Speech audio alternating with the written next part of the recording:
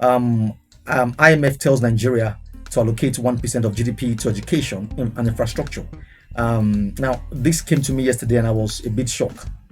I didn't know that our the allocated percentage for education is less than 1%. I never knew.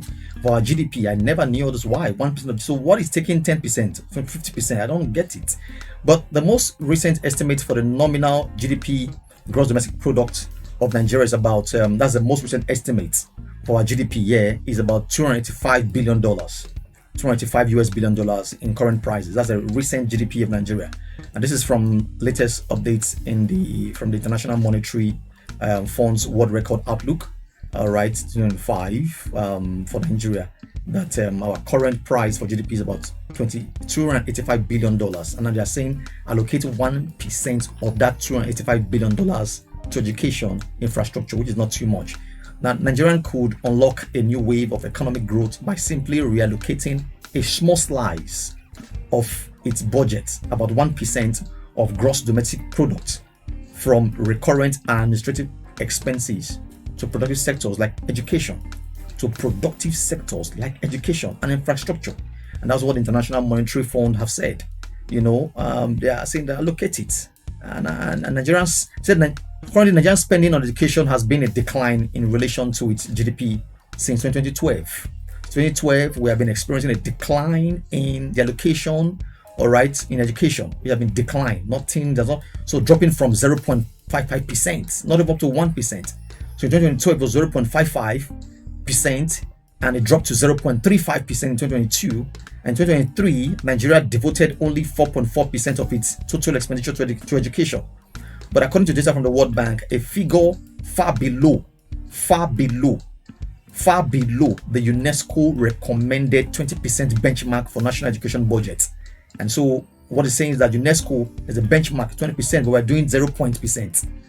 And we say we are intelligent people in this country. I don't get it. On Market Africa Online Radio, I'm talking about something about the black man brain and the white man brain. I think it's different. All right. So in 2025, the government allocated 7% of the 66.11 trillion total budget to education. It decreased from 8.21% in 2024. So let me give you a summary of how public spending on education in Nigeria has behaved since 2012. Let me give you 2012. Let me give you a breakdown of it. About 2012, we had 0.55% only for education allocation. 0.55%. 2013, it dropped to 0.53%. 2014, it became 0.47%. 2015, 0.44%. 2016, 0.39%.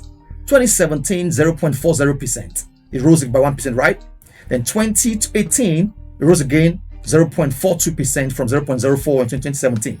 In 2019, a sharp decline to 0.36 from 0.42. 2019. 2020, it became 0.36, the same thing. 2021, 0.38%. 2022, 0.35.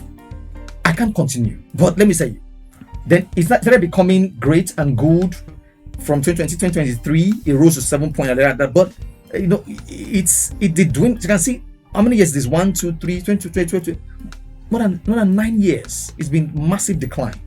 And IMF is advising that we should do 1%. Just do 1%, and that will be fine. And I think it's very shameful for IMF. And we say we are independent to be advising us this. I'm not supposed to know that by default education should be the primary thing and infrastructure. I mean, I don't just understand. It's even shameful to be seeing this kind of news in a time as this, that Nigeria, the end of Africa, is being advised by IMF to dedicate 1% of its budget to education. It's even a shameful news, and I don't know where to start from, really.